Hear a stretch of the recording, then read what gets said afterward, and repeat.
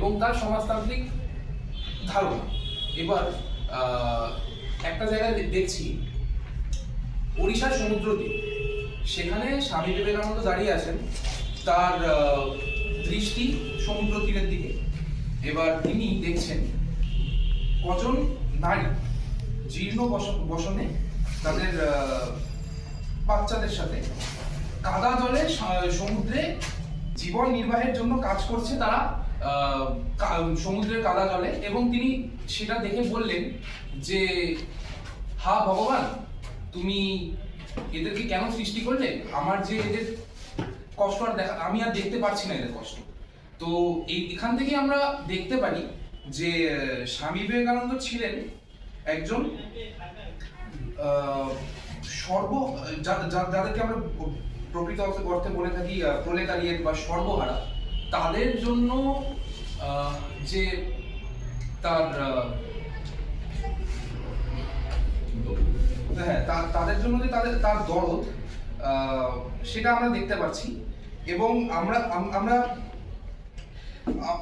মানে মার্ক্সীয় যে তত্ত্ব আমরা দেখি, সমাজতন্ত্র বা সোশ্যালিজম যেটা, সেখানে আমরা দেখতে পারি যে মার্ক্স যেটা বলছে দ্বন্দ্বমূলক বস্তুবাদ এবং ঐতিহাসিক বস্তুবাদ, তার থেকে কিন্তু বিবেকানন্দের যে তত্ত্ব ছিল সোশ্যালিজম বা সমাজতন্ত্রের প্রতি, সেটা কিন্তু খানিকটা আলাদা। তার ধারণা ছিল যে এক ধরনের আধ্যাত্মিক সোশ্যালিজম বা স্পিরিচুয়াল সোশ্যালিজম যেটাকে বলতে পারি আমরা। তো এবার তিনি বলছেন যে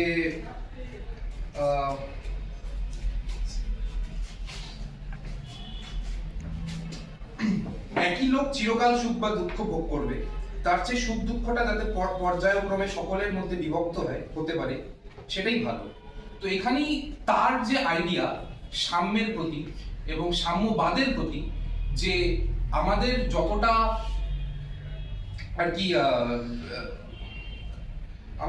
যতটা কি বলবো, হ্যাঁ, মানে আমাদের যতটা আর কি সামর্থ্য, সেই সামর্থ্য যে আমরা মানে উজাড় করে দেব। মানে কেন মানে মার্ক্সীয় সাম্যবাদে যেটা বলা হয়েছে যে সেখানে ভোগবাদ সম্পৃক্ত থাকলেও তাতে প্রচ্ছন্ন ত্যাগের কথাই উচ্চারিত। তা না হলে বলা হতো না যে সমাজতান্ত্রিক রাষ্ট্র কাঠামোয় শ্রেণী সংগ্রাম ও শ্রেণী বৈষম্যের অবসান ঘটবে। সেখানে প্রতিটি মানুষ সামর্থ্য অনুসারে উৎপাদনে অংশ নেবে এবং প্রয়োজন মতো সবকিছু সমাজের কাছ থেকে পাবে। কেন একজন ওপরের জন্য নিজের সামর্থ্য উজাড় করে দেবে? কেন এই স্বার্থ ত্যাগ করবে? একটি মাত্র কারণই তা সম্ভব, তা হলো প্রেমের টান, ভালোবাসার জন্য। সবাইকে আপন বোধে ত্যাগে উৎসাহিত হলে ঘটবে উন্নত বোধোদয়। ভোগে নয়, ত্যাগের মধ্যেই প্রকৃত সাম্যবাদের প্রাণ প্রাকৃতি পরিপুষ্ট হতে পারে। এবার তার যে হ্যাঁ, মার্ক্স যে কথা পরিষ্কার করে বলেননি, সে হলো বিবেকানন্দ তার সোজাসুজি বলেছেন যে যার ভিত্তি প্রাচীন ভারতের ঋষি প্রজ্ঞায় নিহিত বেদান্তের মর্মবাণী, তাই তিনি অরণ্যের বেদান্তকে ভোগবাদী পাশ্চাত্য জগতের সামনে মেলে ধরেন। স্বামীজির বক্তব্য সহজভাবে উপস্থাপিত হয়েছে একটি বক্তৃতায়। তিনি বলছেন, সকলের প্রতি এই সমভাব, এটাই বৈদান্তিক নীতির সারমর্ম। আমরা দেখেছি আমাদেরই মন বাহ্য জগতের উপর প্রভুত্ব করে। বিষয়কে পরিবর্তন করো, বিষয়ও পরিবর্তিত হবে। তুমি কি খ্রিস্টের এই কথা বিশ্বাস করো? তোমার যা কিছু আছে তা বিক্রি করে দাও, আর ওই অর্থ গরিবদের দিয়ে দাও। এখানেই যথার্থ সাম্যভাব। শাস্ত্র বাক্যকে এখানে আপন ইচ্ছে মতো ব্যাখ্যা করার চেষ্টা নেই, এখানে সত্যকে যথাযথভাবে গ্রহণ করা হচ্ছে। এইভাবে সকল অধিকারকে এবং আমাদের মধ্যে অধিকারের পরিপোষক সব কিছুকে নিষ্পিষ্ট করে আমরা যেন সেই জ্ঞান লাভের চেষ্টা করি, যা সকল মানব জাতির প্রতি সাম্যবোধ আনয়ন করবে। এবার স্বামীজির এইসব প্রাসঙ্গিক আলোচনা প্রসঙ্গে আমাদের প্রশ্ন জাগে, তিনি কি মার্ক্সীয় গ্রন্থাদি পড়েছিলেন? এ বিষয়ে পরিষ্কার কোনো তথ্য না থাকলেও আমরা নিশ্চিত যে সে বিষয়ে তার যথেষ্ট পরিচয় ছিল, যার প্রতিফলন দেখি তার বক্তৃতায়। চিঠিপত্রে এবং আলাপ আলোচনায়। মার্ক্সেও বেশ কিছু নীতিকে তিনি যেমন সমর্থন করেছেন, তেমনি সেটাকে তিনি অপোজও করেছেন। বিবেকানন্দের দার্শনিক ভিত্তি ঈশ্বর নির্ভর, সেখানে মার্ক্স ঈশ্বরের অস্তিত্বই স্বীকার করেন। তবু একটি বিষয় স্বামীজি ও মার্ক্সকে খুব কাছাকাছি মনে হয়, তা হলো নিপীড়িত মানুষের শোষণ শৃঙ্খল মোচনের মাধ্যমে ব্যবহারিক উন্নতির আলোচনা করিতে। মার্ক্সীয় সাম্যবাদে স্বামীজি যে আস্থা রেখেছেন তা কেবল একপেশে শোষণের প্রতিরোধ প্রবণতা রূপে। মার্ক্সীয় সাম্যবাদ ঐচ্ছিক, আর স্বামীজির দৃষ্টিতে সাম্য পারমার্থিক। স্বামীজির মতে যথার্থ সাম্যবাদ জগতে কখনো প্রতিষ্ঠিত হয়নি এবং কখনো হতেও পারে না। এখানে কি করে আমরা সকলে সমান হব? এই অসম্ভব ধরনের সাম্য বলতে সমষ্টি বিনাশী বোঝায়। জগতের এই যে বর্তমান রূপ, তার কারণ কি? সাম্যের অভাব। জগতের আদিম অবস্থায় সৃষ্টির পূর্বে সম্পূর্ণ সাম্যভাব থাকে, তবে বিশ্ব গঠনকারী বিভিন্ন শক্তির উদ্ভব হয় কি রূপে? বিরোধ, সংগ্রাম ও প্রতিদ্বন্দ্বিতা দ্বারা। স্বামীজি এক জায়গায় বলছেন যে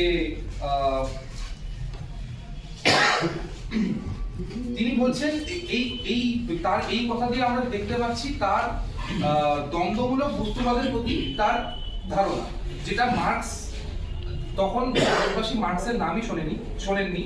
তখন স্বামী বিবেকানন্দ ভারতবর্ষে দাঁড়িয়ে বলছেন, এমন সময় আসিবে যখন শূদ্রত্ব সহিত শূদ্রের প্রাধান্য হইবে, অর্থাৎ বৈশ্যত্ব ক্ষত্রিয়ত্ব লাভ করিয়া শূদ্র জাতি যে প্রকার বলবীর্য বিকাশ করিতেছে তাহা নহে, শূদ্র ধর্ম কর্ম সহিত সর্বদেশের শূদ্রেরা সমাজে একাধিপত্য লাভ করিবে। তাহারই পূর্বাভাস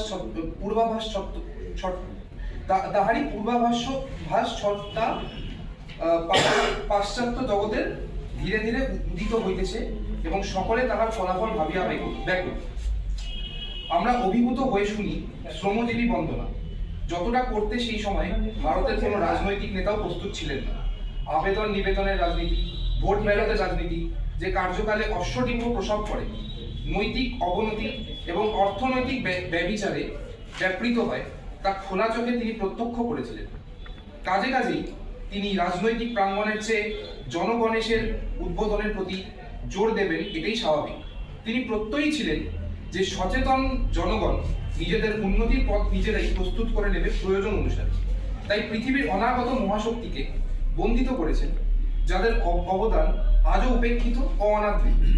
হে ভারতের শ্রমজীবী, তোমার নীরব অনবরত নিন্দিত পরিশ্রমের ফলস্বরূপ বাবিল, ইরান, ফরাসি, দিনেমার, ওলন্দাজ ও ইংরেজের ক্রমান্বয়ে আধিপত্য ও ঐশ্বর্য। আর তুমি কে ভাবে এ কথা?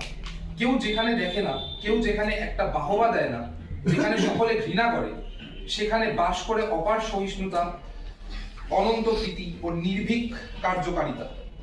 আমাদের গরিবরা ঘর দুয়ারে দিনরাত যে মুখ বুঝে কর্তব্য করে যাচ্ছে, তাতে কি বিরক্ত নাই? বড় কাজ হাতে এলেই অনেকেই বীর হয়, 10,000 লোকের বাহবার সামনে কাপুরুষও অক্লেশে প্রাণ দেয়। ঘোর স্বার্থপরও নিষ্কাম হয়, কিন্তু অতি ক্ষুদ্র কার্যে সকলের অজান্তেও যিনি যেই নিঃস্বার্থতা, কর্তব্য পরায়ণতা দেখান, তিনিই ধন্য। সে তোমরা ভারতের চিরপদধরিত শ্রমজীবী, তোমাদের প্রণাম করি। স্বামীজি বঞ্চিত নিষ্পেষিত জনসাধারণের জীবনে প্রবেশ করেছিলেন এক মনোমিক মন নিয়ে। বাস্তবিক তাদের সঙ্গে একাত্ম হয়ে কার্ল মার্কস মানব জীবনের প্রাত্যহিক যন্ত্রণায় ব্যথিত হয় সমাজতান্ত্রিক বিপ্লবের স্বপ্ন দেখিয়েছিলেন। স্বামীজি তার চেয়ে আরো গভীরভাবে একাত্ম হতে তা অনুভব করেছিলেন।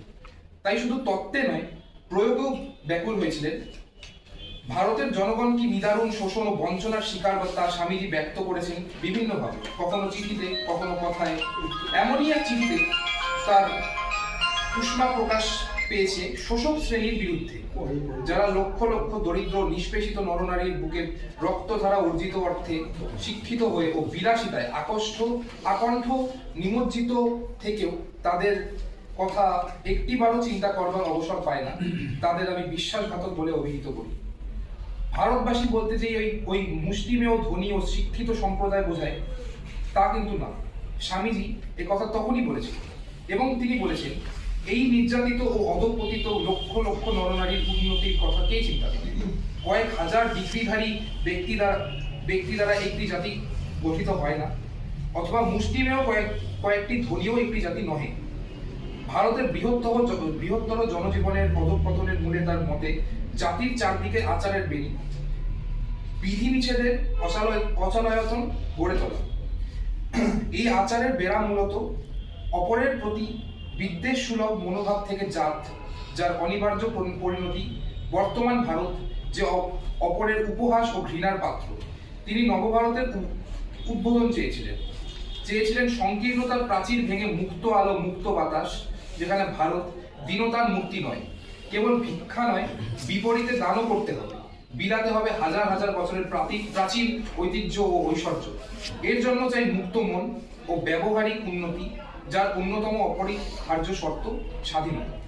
তার দৃষ্টিতে জীবনের অর্থই বিস্তার, প্রসারতা, প্রেমের বিস্তার, সংকীর্ণতার বেড়া ভেঙে বেরিয়ে আসা। এই সংকীর্ণ মানসিকতার জেরেই আজকের দুর্বিষহ পরিস্থিতি, যার অন্যতম উপসর্গ সাম্প্রদায়িক বিদ্বেষ। এই বিদ্বেষের সূত্রপাত তো আপনি হয়নি, এর পিছনে দীর্ঘদিনের উপেক্ষা ও বঞ্চনার ইতিহাস। কোথায় এই বিদ্বেষের মূল তা দেখাতে স্বামীজি ভুল করেন। ভারতবর্ষে দরিদ্রগণের মধ্যে মুসলমানের সংখ্যা এত বেশি কেন? একথা বলা মূর্খতা যে তরবারির সাহায্যে তাদের ধর্মান্তর গ্রহণে বাধ্য করা হয়েছিল। বস্তুত জমিদার ও পুরোহিত বর্গের হাত থেকে নিষ্কৃতি লাভের জন্য তারা ধর্মান্তর গ্রহণ করেন। আর সেই জন্য বাংলাদেশে, যেখানে জমিদারের বিশেষ সংখ্যাধিক্য, সেখানে কৃষক সম্প্রদায়ের মধ্যে হিন্দু অপেক্ষা মুসলমানদের সংখ্যা বেশি। তিনি দরিদ্র, নিপীড়িত, অশিক্ষিত, দীনহীনকে ভালোবেসে তাদের বেদনা অন্তরে গভীরভাবে অনুভব করে প্রেমের প্রসারতা, হৃদয়ের প্রসারতার কথা বারবার বলেছেন। তিনি অনুভব করেছিলেন, দরিদ্রের কুঠিরেই আমাদের জাতীয় জীবন স্পন্দিত হইতেছে, কিন্তু হায়, কেহই ইহাদের জন্য কিছুই করে নাই।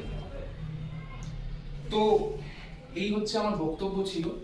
আর শেষে একটাই কথা বলবো যে হয়তো কিছু ভুল ত্রুটি হয়েছে, আর কিছু জায়গায় আটকেছি। তো আমার প্রথমবার ছিল, তো ভুল মাফ করবেন, এবং আবার আরেকবারও আসতে চাই এখানে, আবার অন্য কোনো টপিক নিয়ে বলতে চাই।